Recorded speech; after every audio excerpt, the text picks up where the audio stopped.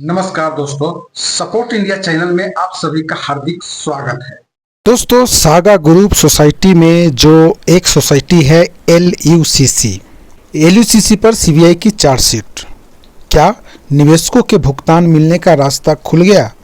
आइए इस समाचार का कानूनी विस्तार से हम समझते हैं।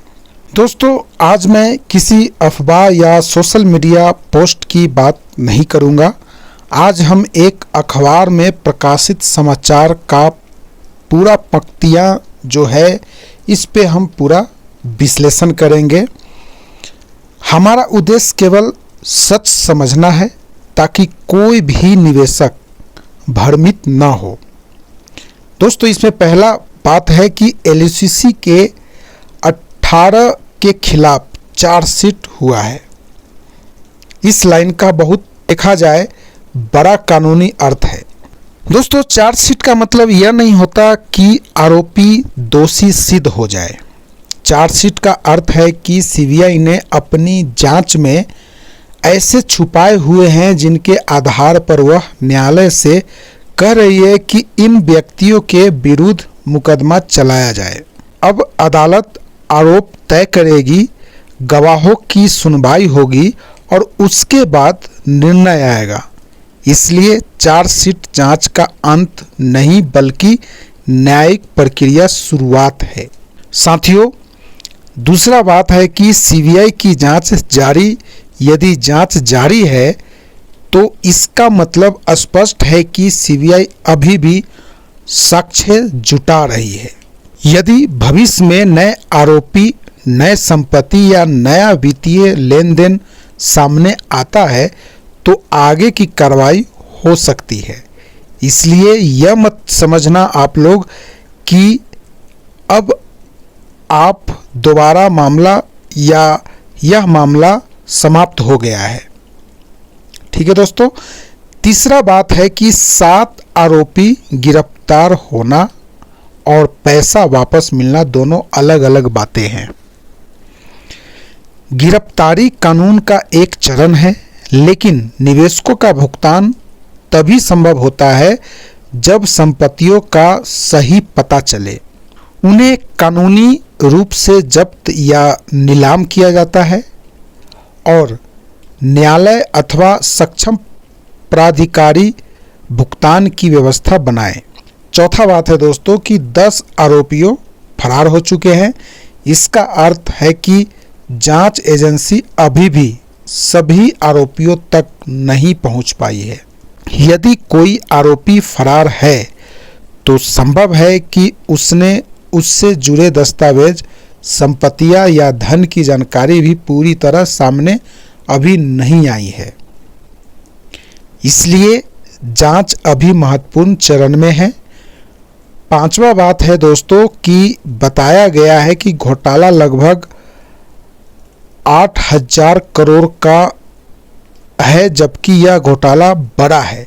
लेकिन न्यूज के हिसाब से 8,000 करोड़, समाचार में लगभग 8,000 करोड़ उल्लेख किया गया है। लेकिन यह केवल समाचार में प्रकाशित आंकड़ा नहीं है, ना कि अंतिम सत्य है। अंतिम और प्रमाणित राशि न्यायालय तथा जांच एजेंसी के अधिकार से ही तय होगी। इसलिए हमें इस आंकड़े को अंतिम सत्य मानने की बजाय समाचार में प्रकाशित जानकारी के रूप में ही देखना चाहिए। दोस्तों, छठा बात यह है कि सबसे महत्वपूर्ण लाइन समाचार में लिखा गया है कि एलयूसीसी की ओर से निवेशकों को लगभग 400 करोड़ का भुगतान दिखाया गया है। अब लगभग 400 करोड़ के घोटाले की जांच की जा रही है। मतलब ये है, जो यह दिखाया गया है, अब लगभग 400 करोड़ घोटाले की जांच की जा रही है। यही सबसे महत्वपूर्ण है और कानूनी प्रश्न खड़ा होता है कि ध्यान दीजिए, समाचार में भुगतान हुआ नहीं लिखा है।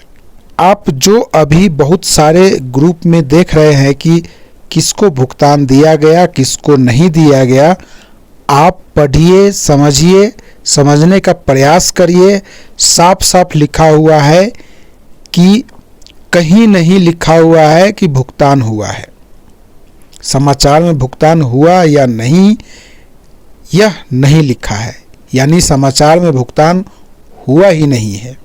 समाचार में भुगतान दिखाया गया लिखा है और हुआ और लिखा है, इन दोनों बातों में बड़ा फर्क है। इन दोनों शब्दों में जमीन और आसमान का अंतर है। यदि रिकॉर्ड में भुगतान दिखाया गया है तो जांच एजेंसी यह भी देखेगी कि क्या वास्तव में पैसा निवेशकों के खाते में पहुंचाया या केवल कागजों में भुगतान दर्शाया गया। यदि कोई रिकॉर्ड और वास्तविकता अलग निकले तो यह जांच का अत्यंत महत्वपूर्ण विषय बन सकता है। दोस्तों, सातवां बात यह है कि 18 एफआईआर, समाचार के अनुसार विभिन्न थानों में 18 एफआईआर दर्ज हुई थी। यही एफआईआर आगे चलकर सीबीआई जांच का आधार बनी है। साथियों, इससे यह स्पष्ट होता है कि जब पीड़ित संगठित होकर शिकायत दर्ज कराते हैं तो बड़ी एजेंसियां तब मामला देखा जाए बड़ी एजेंसियों तक मामला पहुंच सकता है। आठवां बात है दोस्तों कि 10 मामलों में चार्जशीट, समाचार में कहा गया है कि 10 मामलों में चार्जशीट दाखिल की जा चुकी है। इसका अर्थ यह नहीं है कि बाकी मामलों का अंत हो गया है। संभव है अन्य मामलों में जांच अभी जारी है। अब सबसे बड़ा सवाल है कि चार्जशीट दाखिल होने से निवेशकों को तुरंत पैसा मिल जाएगा। मेरे ख्याल से दोस्तों यह इसका उत्तर होगा नहीं। चार्जशीट से मुकदमा मजबूत होता है, लेकिन भुगतान के लिए अलग कानूनी प्रक्रिया होती है। इसमें न्यायालय परिसमापन, संपत्ति की जब्ती, नीलामी और विवरण जैसी प्रक्रिया भी महत्वपूर्ण होती है। निवेशकों को अब क्या करना चाहिए? मैं सभी निवेशकों से कहना चाहता हूं कि अपने सभी दस्तावेज सुरक्षित रखें। रसीद, पासबुक, प्रमाण पत्र, आवेदन, ऐसे जो भी पहचान पत्र हैं ये सारे जो है संभाल कर रखें।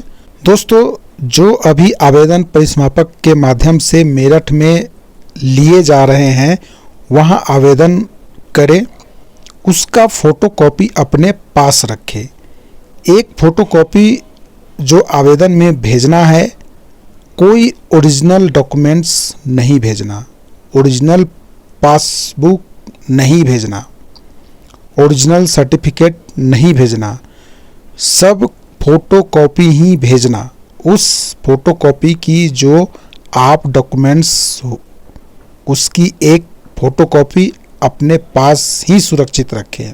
यदि भविष्य में भुगतान की प्रक्रिया शुरू होती है तो आपके पास दस्तावेज सबसे महत्वपूर्ण होगा। हमारी मांग है कि हमारी लड़ाई केवल आरोपियों को जेल भेजने की नहीं है। हमारी लड़ाई है कि निवेशकों को उनका जो वैध पैसा वापस मिले।